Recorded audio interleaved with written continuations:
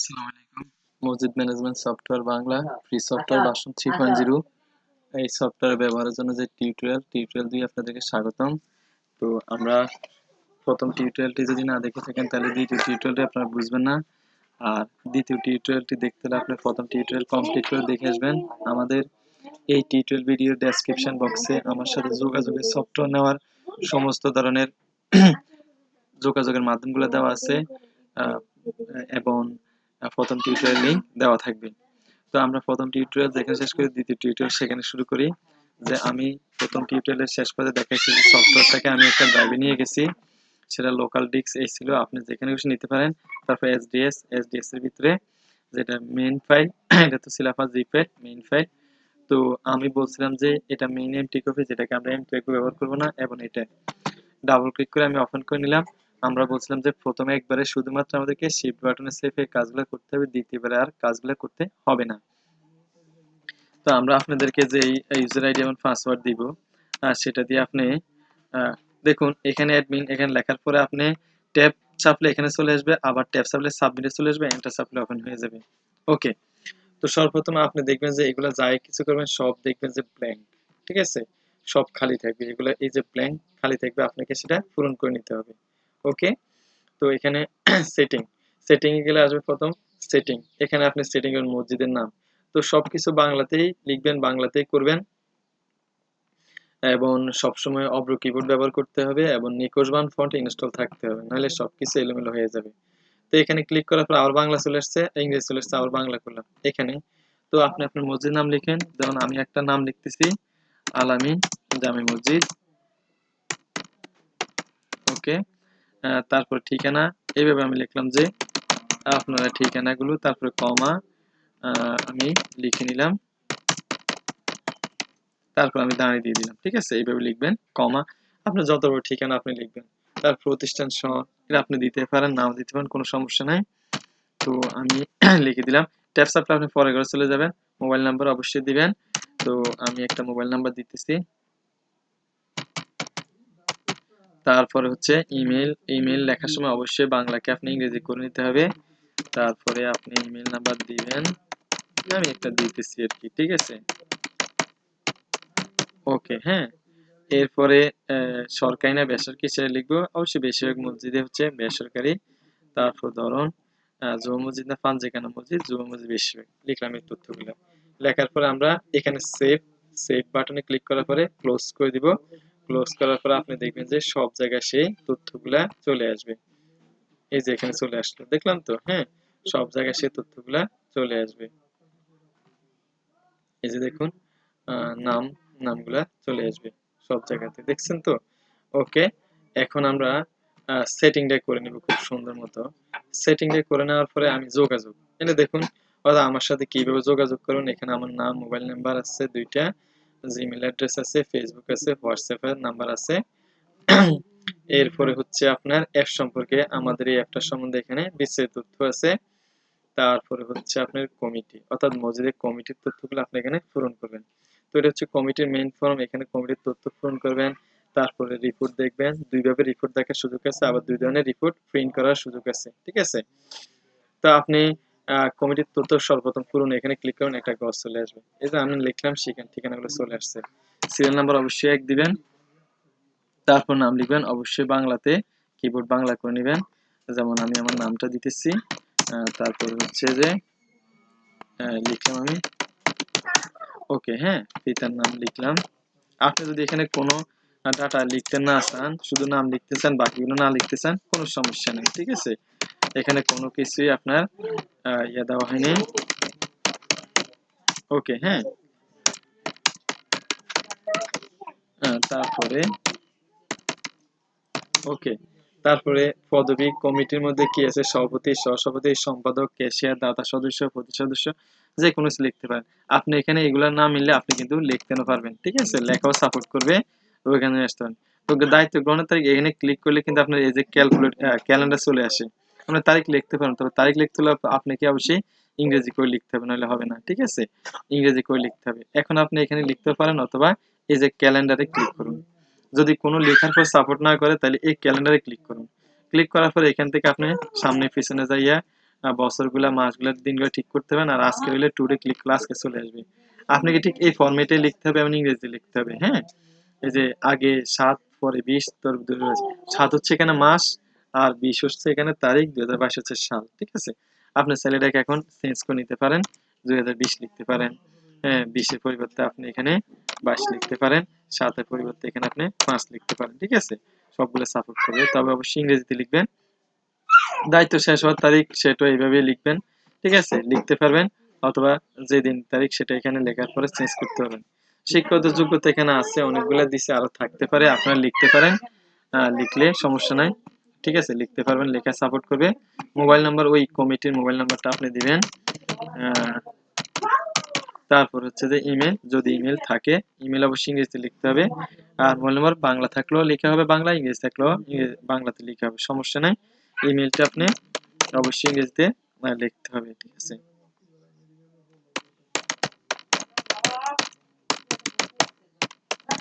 ওকে, হ্যাঁ। তারপর কমিটির সদস্য থাকলে সদস্য ছবি দিবেন, ছবি না দিয়েছিল না দিবে, সমস্যা নাই।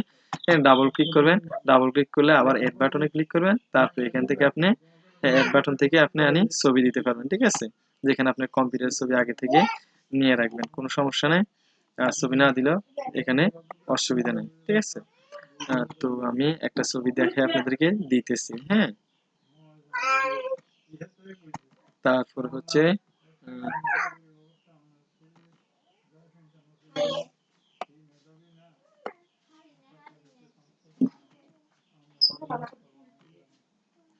ওকে, হ্যাঁ, ছবি এখানে চলে আসবে। সেভ বাটনে ক্লিক করব, তারপর নেক্সট বাটনে। এইভাবে আপনি আরেকজনেরটা করে নেবেন। ঠিক আছে? করে নেবেন। তারপরে এই যে এগুলো আছে, এগুলো রিপোর্ট এখানে দেখতে পাবেন। হ্যাঁ, রিপোর্টের মধ্যে দেখবেন যে এই যে রিপোর্ট হচ্ছে এটা একক রিপোর্ট, তার তথ্যটা চলে আসছে এখানে, দেখছি তো? এই যে ডেট চলে আসবে, ডেট, এবং আপনার এই যে পেজ নাম্বার ১ চলে আসবে।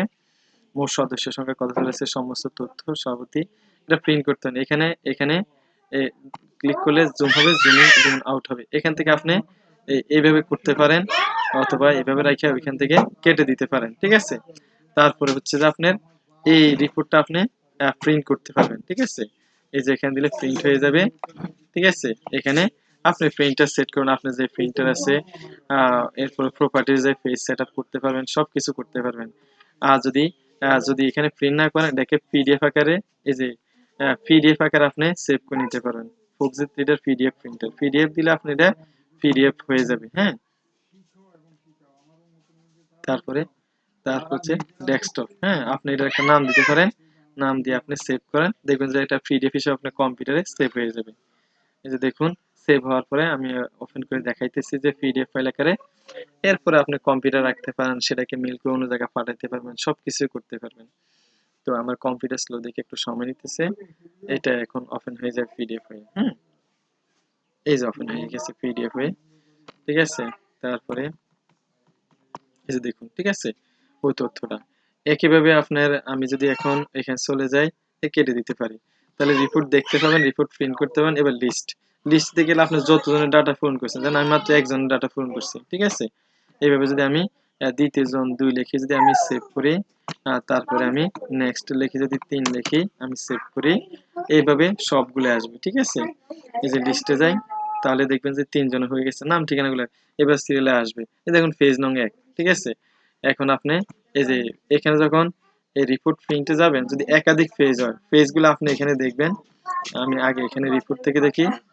রিপোর্টে আপনার এখানে উপরে তো পেজ নাম্বার থাকবে, এই যে পেজ নাম্বার, হ্যাঁ, পেজ নাম্বার থাকবে। অথবা আপনি এই যে এই নিচে এই যে পেজ, পড়তে গেলে পেজ ২ আসবে, পেজ ৩ আসবে। ঠিক আছে? যখন আপনি প্রিন্ট করবেন এই যে একক রিপোর্ট, তখন ঠিক কত নম্বর পেজটা, এই যে পেজ কত নম্বর পেজটা দিবেন, ওই পেজটা দিবেন। আর নয় অল থাকলে অল, সবগুলা প্রিন্ট হয়ে যাবে। একইভাবে আপনার লিস্টে যদি যখন আপনি যান, তখন যদি এই লিস্ট এই পাতা পুরি কমিটি এত বেশি থাকে, তাহলে দ্বিতীয় পাতা অটোমেটিক চলে যাবে। তখন আপনি এই পেজ নম্বর দেখে পেজ প্রিন্ট করে নিতে পারবেন। তখন এই যে লিস্ট প্রিন্ট দিলে প্রিন্ট হয়ে যাবে এটা। ঠিক আছে? ওকে করলে হয়ে যাবে, কেটে দিলে আবার বের হয়ে যেতে পারবেন। এই হচ্ছে এভাবে কমিটির তথ্য আপনি পূরণ করে নিতে পারেন। তো এখানে কমিটির যে এটা দেখাইছি, রিপোর্ট দেখা যাবে, রিপোর্ট প্রিন্ট করা যাবে, লিস্ট দেখা যাবে, লিস্ট প্রিন্ট করা যাবে। ঠিক এখানে আবার সেগুলো, এই যে একক রিপোর্ট আপনি এখান থেকে দেখতে পাবেন। একক রিপোর্ট আপনি এখান থেকে প্রিন্ট করে নিতে পারবেন। তালিকা এখান থেকে এই যে তালিকা দেখতে পাবেন এবং তালিকা এখান থেকে প্রিন্ট করে নিতে পারবেন। এই হচ্ছে মোটামুটি এই যে কমিটি সংক্রান্ত তথ্য। এবার হচ্ছে মসজিদ সংক্রান্ত তথ্যগুলো আপনারা যেখানে দেখেন মসজিদের নাম লিখবেন, মসজিদের সন লিখবেন, মানে প্রতিষ্ঠা সন, মোবাইল নাম্বার লিখবেন, ইমেল লিখবেন, জাতিকরণ করলে মানে সরকারি কবে হয়েছে, মসজিদ ধরন এখানে তো দেখাইছি। এরপর ইমাম মুয়াজ্জিনের মোট পদ আছে কয়টা, মোট কতজন কর্মরত আছে, কয়টা শূন্য পদ আছে, মোট ভবন কয়টা আছে, ভূমির পরিমাণ কতটুকু আছে, ভূমির দাগ নং, ভূমি খতিয়ান নং, কমিটির সংখ্যা, কমিটির সভাপতি নাম, প্রধান ইমামের নাম যদি একাধিক ইমাম থাকে। তারপর এগুলো লিখে সেভ করবেন। সেভ করার পর আপনি রিপোর্ট দেখতে পাবেন। রিপোর্ট এখানে সব চলে আসবে। তারপর আপনি প্রিন্টও তৈরি করতে পারেন। প্রিন্ট কিবোর্ড থেকে কন্ট্রোল পি দিলে প্রিন্ট হয়ে যাবে, ঠিক আছে। কন্ট্রোল পি দিলে প্রিন্ট হয়ে যাবে। আবার এখানে পিডিএফ করে সেভ করে নিতে পারবেন, অথবা আমি এখানে নতুন করে প্রিন্ট বাটন এখানে লাগাই দিব, প্রিন্ট হয়ে যাবে। ক্লোজ, এগুলো লিখে নিতে পারবেন। এ হচ্ছে মূলত মসজিদ সংক্রান্ত তথ্যগুলা। এবার হচ্ছে ইমাম সংক্রান্ত তথ্যগুলা, ইমাম মুয়াজ্জিন। যেমন ইমাম মুয়াজ্জিনের তথ্য ফরম। এখানে ইমাম মুয়াজ্জিনের লিখতে পারেন আপনার নাম, মনে করেন সিরিয়াল নাম্বার অবশ্যই লিখবেন। তারপরে ইমামের নাম লিখবেন। এখানে নাম হচ্ছে, আমি একটা নাম লিখতেছি, আমার নামটা লিখতেছি, যদিও আমি ইমাম না। ওকে, হ্যাঁ, এই ইমামের পিতার নাম অবশ্যই লিখবেন। তারপর হচ্ছে ঠিকানা লিখবেন, বিভিন্নভাবে আপনার মতো ঠিকানা লিখবেন, কমা দিলে সাপোর্ট করবে। হ্যাঁ, এই যে দেখুন, হ্যাঁ। তারপরে ইমামের জন্ম তারিখ লিখতে পারেন, ঠিক আছে। এইভাবে আপনার সাপোর্ট করবে না, কারণ হচ্ছে আপনার বাংলা সাপোর্ট করবে না, আপনার ইংরেজি লিখতে হবে, ঠিক আছে। তারপর হচ্ছে এই যে এবার সাপোর্ট করছে, দেখছেন তো ইংরেজি লেখার কারণে। এরপর পদবি, তিনি কি ইমাম নাকি সহকারী ইমাম, নাকি মুয়াজ্জিন নাকি সহকারী মুয়াজ্জিন। এছাড়া অন্য পদ থেকে লিখতে পারবেন, এছাড়া মসজিদে এমএলএস থাকে সেটা লিখতে পারবেন, ঠিক আছে। এরপর হচ্ছে ব্যাংক অ্যাকাউন্ট নাম্বার, যদি আপনাদের এখানে সিস্টেম থেকে অ্যাকাউন্ট নাম্বারটা লিখবেন, না থাকলে নাই। যোগদানের তারিখ, তাও ওই যে আপনার এখানে ক্যালকুলেটর চলে আসবে, অথবা আপনি ইংরেজি করে আপনার তারিখ এভাবে লিখতে পারবেন, ঠিক আছে। আর এখানে এরপরে আছে কি আপনার মূল বেতন, অর্থাৎ ওনার বেতনটা কত, যেমন আমি লিখতেছি এখানে 20,000, লিখলাম আর কি 20,000, হ্যাঁ। তারপর হচ্ছে অবসরগ্রহণ, তিনি কবে করবেন, যদি তারিখ নির্দিষ্ট না থাকে খালি থাকবে, সমস্যা নাই। আর এখানে ক্যালকুলেটর চলে আসবে, ক্যালেন্ডার চলে আসবে, অথবা আপনি এখানে ইংরেজি করে আবার লিখে নিতে পারেন। তারপরে শিক্ষাগত সর্বোচ্চ শিক্ষাযোগ্য দাখিল, আলিম, ফাজিল, কামিল, হাফিজ, দাওরাত হাদিস, আপনি আরো যেটা হোক আপনি সেটা লিখতে পারবেন, হ্যাঁ। অন্যটা থাকলে আপনি লিখতে পারবেন। তার হচ্ছে প্রশিক্ষণ, কোনো ধরনের প্রশিক্ষণ আছে কিনা, থাকলে লিখবেন, অন্য প্রশিক্ষণগুলো লেখা যাবে, অথবা না থাকলে খালি থাকবে। এনআইডি নাম্বার তো অবশ্যই আপনারা লিখবেন, ঠিক আছে, এটা আপনার প্রয়োজন। মোবাইল নাম্বার অবশ্যই ইমাম সাহেবের মোবাইল নাম্বার আপনারা লিখবেন, না লিখলে অসুবিধা নাই। ইমেল থাকলে তো ইমেল অবশ্যই লিখবেন, ইমেইলে অবশ্যই ইংরেজিতে লিখতে হবে।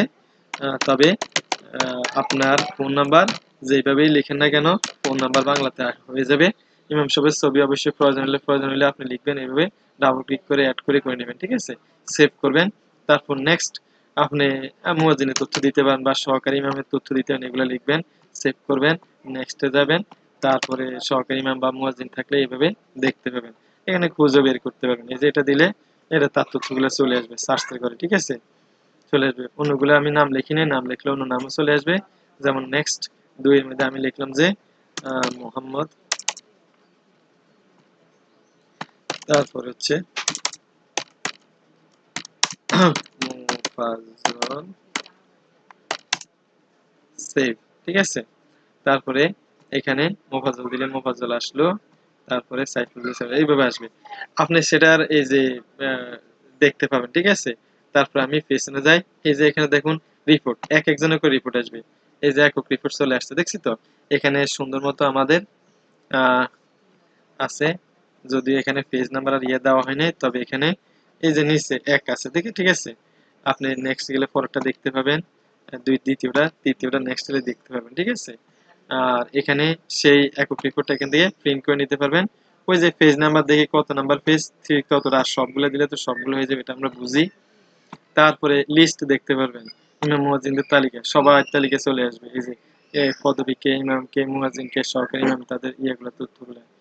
তারপর এখানে যদি এটা পুড়ে যায়, পরে পৃষ্ঠা অটোমেটিক চলে যাবে, এবং সেটা আপনার প্রিন্ট করতে পারবেন, যেইটা প্রিন্ট করতে চান সেটাই প্রিন্ট হয়ে যাবে। যে তালিকাটা যে পেজটা করছেন সেই পেজটা হয়ে যাবে। এই হচ্ছে মোটামুটি হবে আমাদের আজকে এই পর্যন্ত।